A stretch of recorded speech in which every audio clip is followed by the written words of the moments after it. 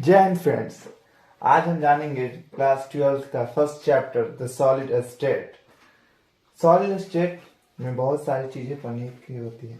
First of all हम लोग जान जाते हैं कि मैटर्स क्या होते हैं। उसके बाद हम आपको बेसिक से ले चलते हैं सॉलिड स्टेट की तरफ। सो जो भी बच्चे नया हैं वो कृपया इस वीडियो को स्किप मत कीजिएगा, क्योंकि हम शुरू से पढ़ाने वाले हैं द सॉलिड स्टेट। अब सॉलिड स्टेट पढ़ने जा रहे हैं तो उससे पहले कुछ बेसिक कॉन्सेप्ट हम लोग पढ़ लेते हैं, जैसे कि मैटर होता क्या है। तो मैटर होता क्या है जानते हैं। Matter anything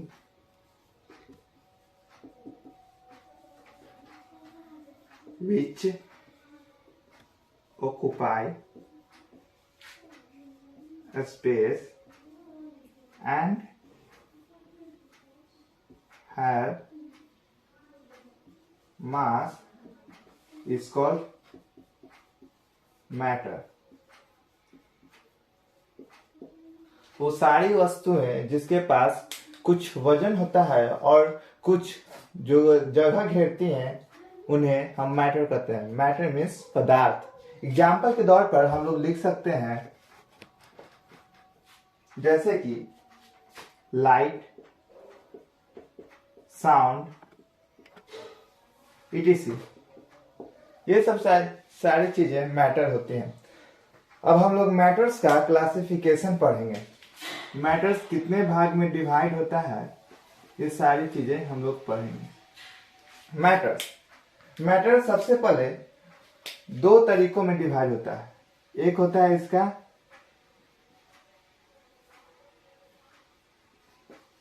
chemical classification,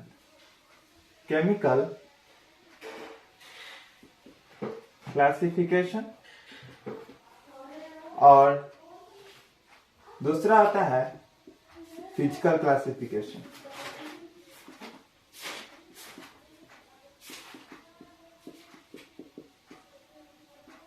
matters को दो भागों में डिवाइड किया गया है, फिजिकल क्लासिफिकेशन और केमिकल क्लासिफिकेशन। फिजिकल क्लासिफिकेशन में मैटर्स को तीन तरीकों से डिवाइड किया गया है: सॉलिड, लिक्विड, गैस। उसके बाद जो केमिकल क्लासिफिकेशन है उसमें मैटर को दो तरीकों से डिवाइड किया गया है। एक प्योर सब्सटेंस,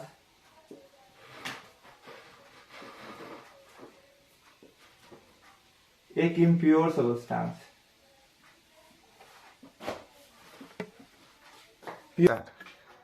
केमिकल क्लासिफिकेशन में मैटर्स दो तरीके के होते हैं, प्योर सब्सटेंस, एक इम्प्योर सब्सटेंस। प्योर सब्सटेंस में भी मैटर दो तरीके के होते हैं। इनको हम बांट लेते हैं, पहला एलिमेंट और दूसरा कंपाउंड। इम्प्योर सब्सटेंस में मैटर एक ही तरह के होते हैं, जिसको कहते हैं मिक्सचर। अब इम्प्योर सब्सटेंस में हो गया मिक्सचर भी दो तरीके के होते हैं, होमोजेनियस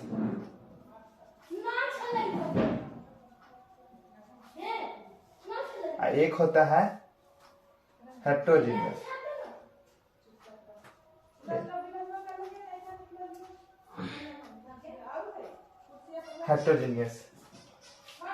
उसके बाद एलिमेंट्स जो होते हैं प्योर सब्सटेंस में, एलिमेंट्स और कंपाउंड्स।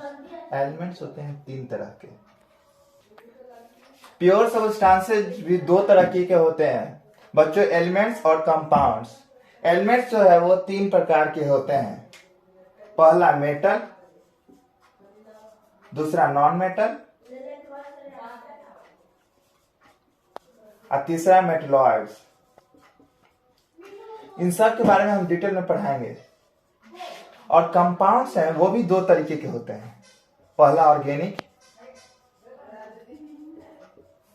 और दूसरा इनऑर्गेनिक। ये डायग्राम आपको बहुत हेल्प करेगा मैटर समझने में और सॉलिड स्टेट को समझने में भी। सो आप इसको लिखना चाहते हैं तो लिख सकते हैं, नहीं तो स्क्रीनशॉट ले लीजिए। सो फ्रेंड्स, तो आप लोग लिख लिए होंगे, चलिए इसको मिटा देते हैं। सॉलिड स्टेट के बारे में पढ़ने जा रहे हैं। तो वो जो हमने बताया फिजिकल क्लासिफिकेशन में 3 तरह के होते हैं, सॉलिड, लिक्विड, गैस। जैसे कि सॉलिड, लिक्विड, गैस। जो बहुत इंपॉर्टेंट बातें हैं वही सब चीजें हम बता रहे हैं, वीडियो स्किप पक्का मत कीजिएगा। सॉलिड के बारे में जान रहे हैं तो मॉलिक्यूल्स जो होता है सॉलिड में वेरी क्लोजली पैक्ड होता है, और इसमें इंटरमॉलिक्यूलर स्पेस जो होता है वो बहुत कम होता है। आप लोग की सुविधा के लिए हम लिख देते हैं intermolecular space is low, less intermolecular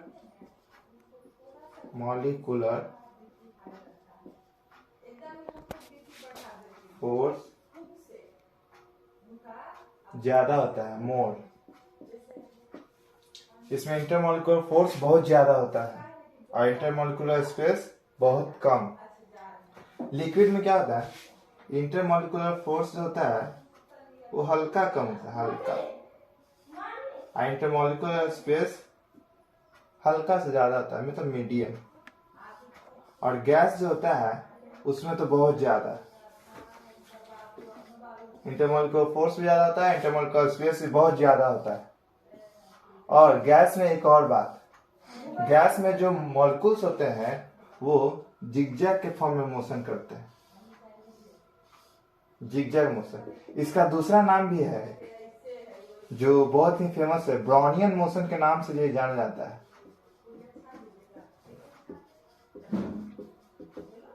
ये कुछ इंपॉर्टेंट बातें हैं जो आप नोट कर सकते हैं, ये बहुत जरूरी पड़ेंगे। आप लोग स्क्रीनशॉट ले लीजिए या नोट्स कर लीजिए। आप लोग नोट कर लिए होंगे तो इसे मिटा देते हैं। सॉलिड स्टेट के बारे में हमने बता दिया। अब हम लोग कैरेक्टरिस्टिक्स ऑफ सॉलिड जानेंगे, क्योंकि ये सॉलिड स्टेट चैप्टर ही है, तो पूरा ये बात ही ऐसी है कि पूरा हम लोग को सॉलिड के बारे में ही पढ़ना है। तो अब इसके सॉलिड कैरेक्टरिस्टिक्स ऑफ सॉलिड, मतलब सॉलिड के गुण क्या होते हैं वो हम लोग पढ़ेंगे।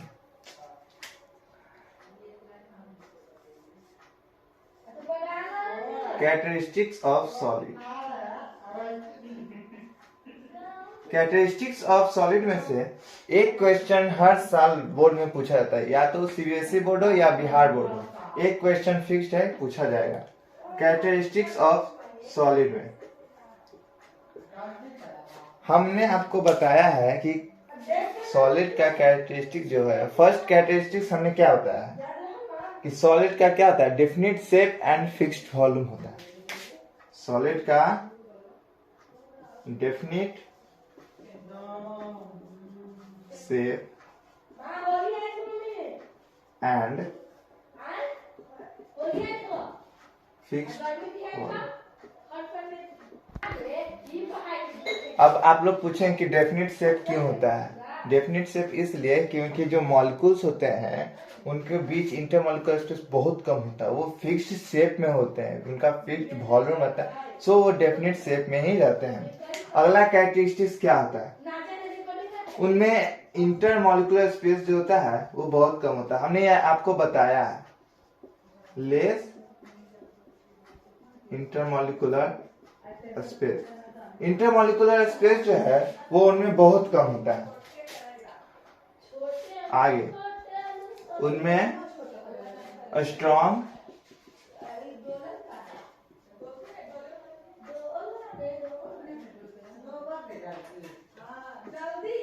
इंटरमॉलिक्यूलर फोर्स होता है सॉलिड में, वो बहुत ही स्ट्रॉन्ग होता है। सॉलिड जो है इनकम्प्रेसिबल होता है। इनकम्प्रेसिबल का मतलब होता है कि सॉलिड को हम दबा नहीं सकते हैं। जैसे एक स्पंज है तो उसको हम दाब कर छोटा बड़ा कर सकते हैं, लेकिन सॉलिड को दबा नहीं सकते। सॉलिड जिस तरह है वैसा ही रहेगा। जैसे एज फॉर एग्जाम्पल्स, हमने इस कॉपी को लिया है तो इसको दबा कर छोटा बड़ा नहीं कर सकते हैं। ये कॉपी जो है हम उसको ऐसे नहीं, ये सॉलिड है, इसको हम दबाएंगे, कितना भी दबा दें ये उतना ही शेप में रहेगा। लेकिन जो लिक्विड होता है वो कंटेनर के ऊपर डिपेंड करता है किस तरह का कंटेनर है। और गैस को हम जैसे लाइक गैस को हम प्रेस करके रख सकते हैं, लाइक ऑक्सीजन गैस। आपने हॉस्पिटल में ऑक्सीजन सिलेंडर भी देखा होगा, वो गैस कैसे होता है, हम लोगों ने उसे दबाकर लिक्विड फॉर्म बनाकर उसको रखते हैं। अब एक वीवीआई वेरी वेरी इंपॉर्टेंट, ये जो कैरेक्टरिस्टिक है सॉलिड का, इसी से एग्जाम में क्वेश्चन पूछा जाता है। ये बहुत इंपॉर्टेंट क्वेश्चन है, इससे बहुत सारे क्वेश्चन भी बनाए जाते हैं बोर्ड में। तो आप इसे जरूर से जरूर नोट कीजिएगा। Solids are rigids in nature.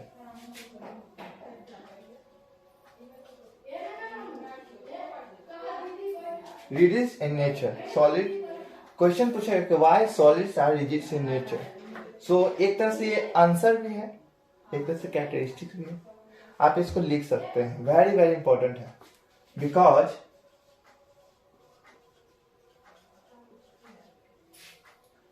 particles of solid have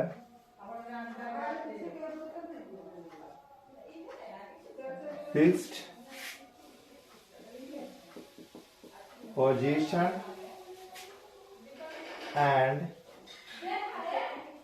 only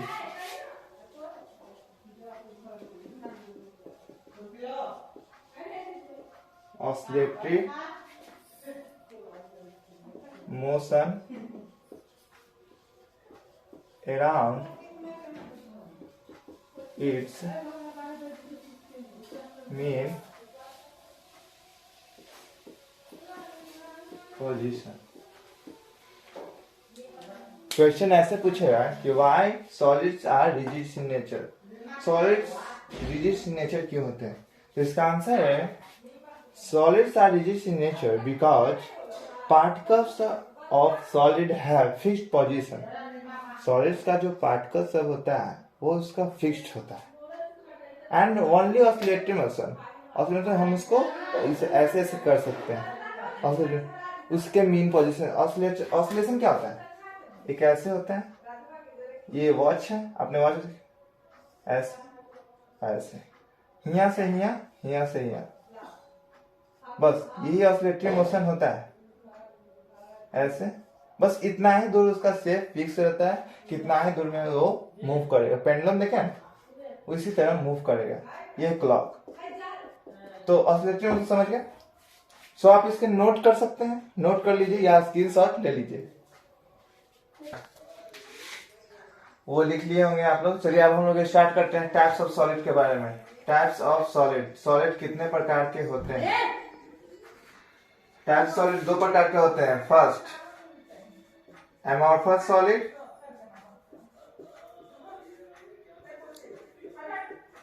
दूसरा क्रिस्टलाइन सॉलिड। फ्रेंड्स सॉलिड दो प्रकार के होते हैं, एमॉर्फस सॉलिड और क्रिस्टलाइन सॉलिड। दोनों का एक और नाम है जो बहुत ही फेमस है, इसका नाम है स्यूडो सॉलिड, इसका एक और नाम है एमॉर्फस सॉलिड का स्यूडो सॉलिड, और क्रिस्टलाइन सॉलिड का अनदर नेम ट्रू सॉलिड, इसको ट्रू सॉलिड भी कहा जाता है। ये लिख लीजिए। अब हम जानेंगे कि क्रिस्टलाइन सॉलिड होता क्या है, क्रिस्टलाइन सॉलिड एमॉर्फस सॉलिड होता क्या है। सो लेट अस बिगिन, चालू करते हैं। एमॉर्फस सॉलिड, हर साल सीबीएसई बोर्ड या बिहार बोर्ड ये दोनों में अंतर जरूर पूछता है। सो आप लोग इसको जरूर से जरूर लर्न कर लीजिएगा, ये वीवीआई रखिए, लर्न कर लीजिएगा इसको। सो एमॉर्फस सॉलिड के बारे में जानते हैं। एमॉर्फस सॉलिड क्या होता है, solid having short range order and irregular geometrical arrangement of particles is called amorphous solid। Amorphous solid वो सॉलिड का जो शॉर्ट रेंज होता है, उसका शॉर्ट रेंज ऑर्डर, और इसका irregular geometrical arrangement of particles होता है, मतलब इरेगुलर शेप का होता है, उसको एमॉर्फस सॉलिड। एमॉर्फस सॉलिड का एग्जांपल वेरी वेरी इंपॉर्टेंट। अगर आप इसका एग्जांपल याद रखेंगे तो इससे आप डिफरेंस कर सकते हैं कि कौन सा एमॉर्फस सॉलिड और कौन सा क्रिस्टलाइन सॉलिड। आपको क्वेश्चन में दे दिया जाएगा 8 वो नाम दे दिया जाएगा, उसमें बताना कि कौन क्रिस्टलाइन सॉलिड है, कौन एमॉर्फस सॉलिड है, ये सारी चीजें आपको बताइए। तो इसलिए आप इसका एग्जांपल एकदम रट जाइएगा, लर्न कर लीजिए। इसका एग्जांपल है plastic, rubber, Teflon, glass, PVC. PVC मतलब polyvinyl chloride, polyvinyl chloride, polythene, cellophane,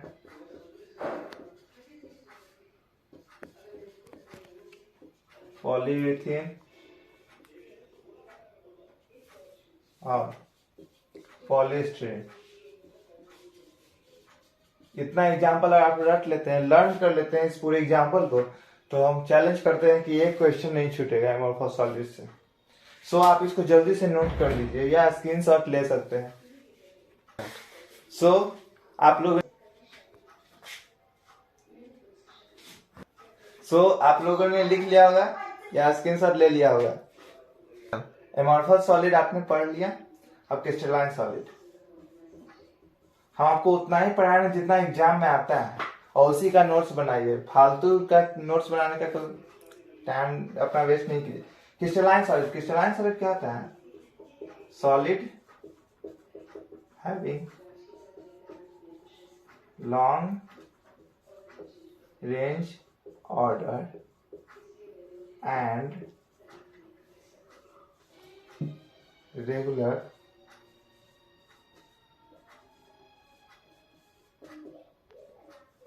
geometrical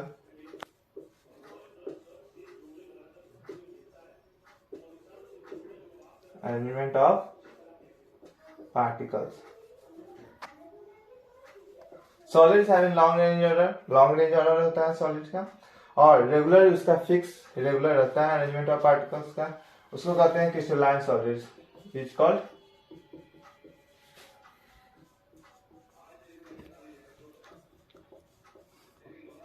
crystalline solid. Example में क्रिस्टलाइन सॉलिड का लिख सकते हैं।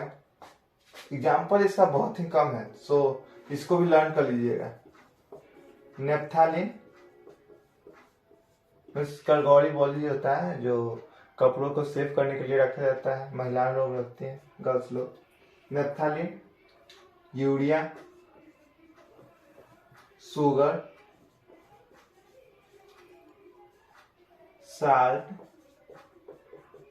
Ice, etc। Crystalline solid. अब इसमें दो इंपॉर्टेंट बातें आती हैं। ये सारे जो हमने डेफिनेशंस लिखा है ये प्योर एनसीईआरटी के लिए गए हैं। आप एनसीईआरटी लर्न करके जाइएगा, एग्जामिनर नंबर देने से नहीं चुकेगा, आपको फुल में फुल मार्क्स देगा। सो इसमें ये जो अब दोनों टाइप हमने पढ़ा दिया। अब इसमें एक और चीज आता है, आइसोट्रॉपिक और एनआइसोट्रॉपिक। एक ये आइसोट्रॉपिक, एनआइसो, ये इसका पार्ट्स नहीं है, ये अलग है, ठीक है। एनआइसोट्रॉपिक, क्योंकि जब आप किताब की रीडिंग डालिएगा तो ये सारे वर्ड्स आएंगे। सो हम आपको बता देते हैं। पहला, आइसोट्रॉपिक क्या होता है?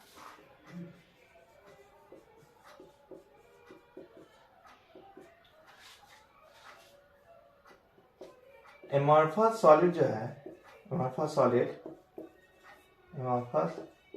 solid are isotropic in nature. amorphous solid जो होता है वो isotropic in nature होता है because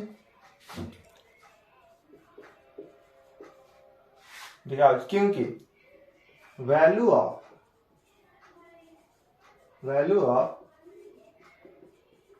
physical properties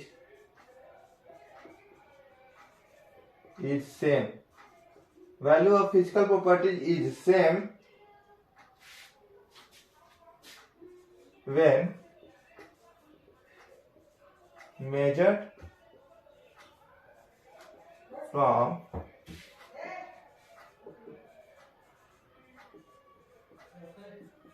different angles. ये हमने दो जो लिखा है उसमें आप समझ सकते हैं ये डिफरेंट दो बार है, इसलिए हमने शॉर्ट में दो लिख दिया, यानी कि डिफरेंट और टू है, डिफरेंट दो बार है।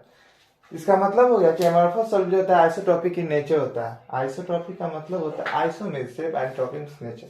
amorphous solid जो होता है वो आइसोट्रोपिक नेचर होता है क्योंकि फिजिकल प्रॉपर्टीज होता है, वैल्यू ऑफ फिजिकल प्रॉपर्टीज जो होता है उसको सेम रहता है। आप किसी भी एंगल से मेजर कीजिएगा ना तो वैल्यू ऑफ फिजिकल प्रॉपर्टीज जो है आइसोट्रोपिक है वो सेम होता है। और एक बात, एनआइसोट्रोपिक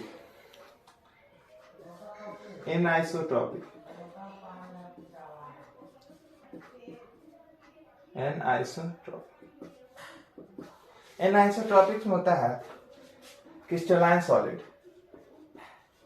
ये अंतर भी हम लिखा जा रहे हैं और एक हम पूरा डिफरेंस ही लिख देंगे।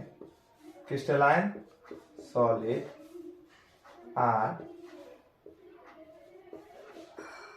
एनआइसोट्रोपिक in nature because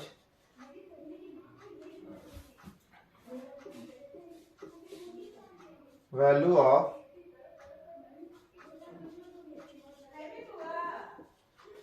physical properties is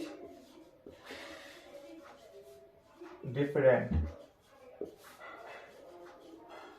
when measured from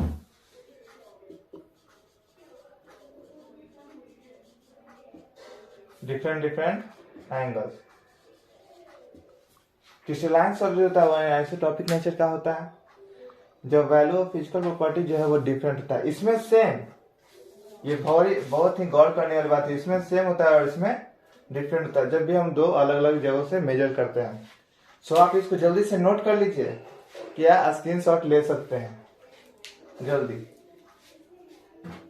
चलते हैं, अब मिटा देते हैं हम इसको। आप लोगों ने लिख लिया होगा, अब जो लिखने जा रहे हैं ये आप नोट कर लीजिएगा, बहुत ही अच्छे से नोट कीजिएगा क्योंकि ये VVI इंपॉर्टेंट क्वेश्चंस है, बहुत बार सर एग्जाम में आ चुका है। और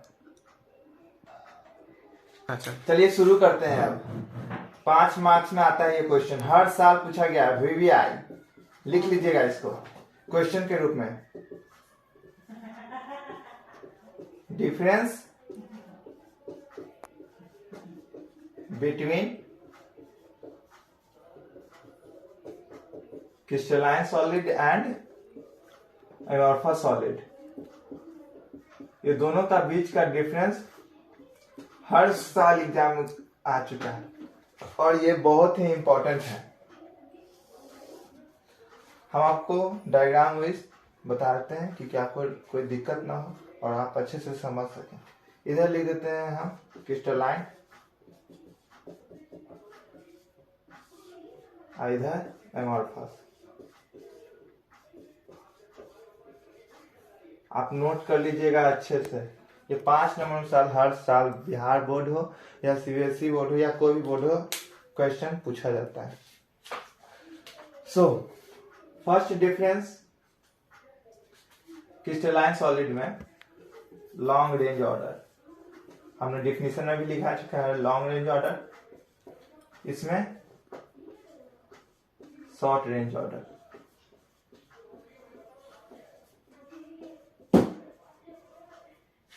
सेकंड में regular geometrical element of particle है, इसमें रेगुलर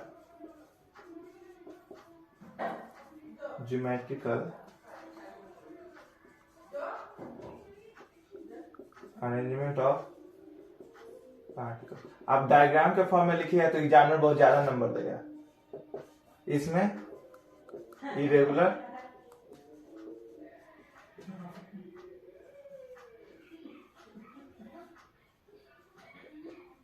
ज्योमेट्रिकल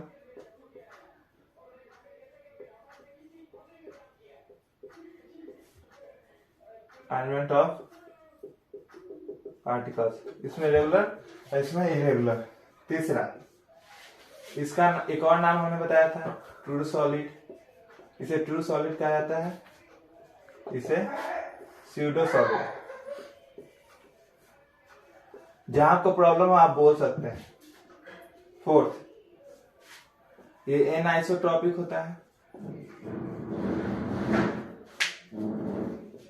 ये आइसोट्रॉपिक। फिफ्थ,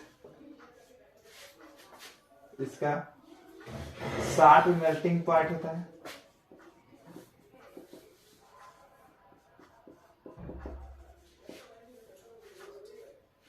इसमें over range melting point, over range melting point. 6 में इसका cutting surface, cutting surface smooth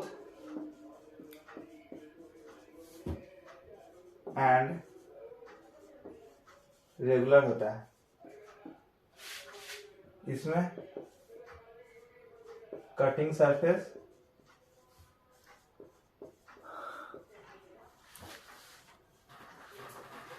rough and irregular.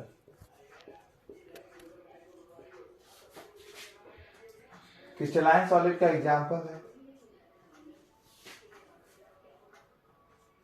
Iron, gold, copper, या जो हमने यूरिया लिखा है वो भी लिख सकते हैं, यूरिया, नेप्थलीन, ये सब, यूरिया etc।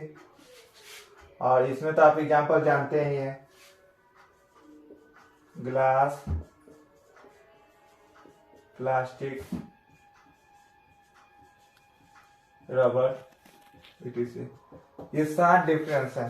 5 नंबर में आपका सवाल आएगा, आप 5 डिफरेंस भी लिखकर छोड़ सकते हैं, लेकिन हमने 7 लिए लिख लिया, इसलिए लिखा दिया कि जहां पे आपको समझ में ना आए वो दूसरा लिखकर आप काम चला सकते हैं। सो आप इसको लिख लीजिए और नोट कर लीजिए या स्क्रीनशॉट ले लीजिए जल्दी से। सो फ्रेंड्स, अब हम आगे बढ़ते हैं। सो फ्रेंड्स, अब हम स्टार्ट करने जा रहे हैं types of crystalline solid. Amorphous solid का कोई टाइप्स नहीं होता है, क्रिस्टलाइन सॉलिड के बहुत सारे टाइप्स हैं। सो हम लोग पढ़ेंगे types of crystalline solid, types of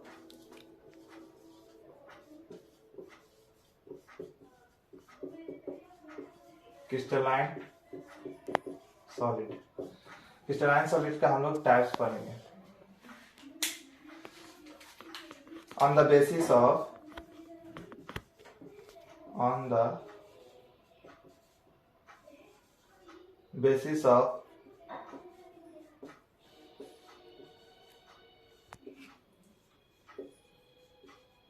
intermolecular force,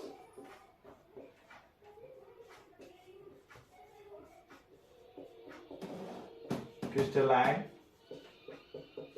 solid are of 4 types। Intermolecular force के आधार पर क्रिस्टलाइन सॉलिड जो होते हैं वो 4 प्रकार के होते हैं। पहला, first molecular solid,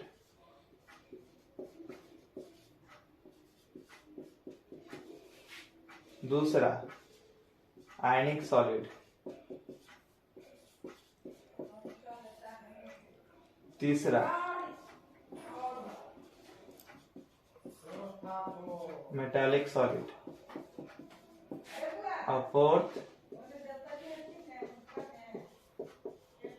covalent solid. और इसका एक और नाम है कोवेलेंट सॉलिड का, नेटवर्क सॉलिड।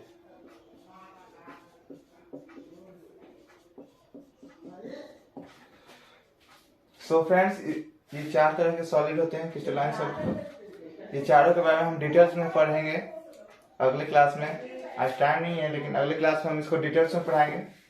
सो आज के लिए इतना ही, धन्यवाद।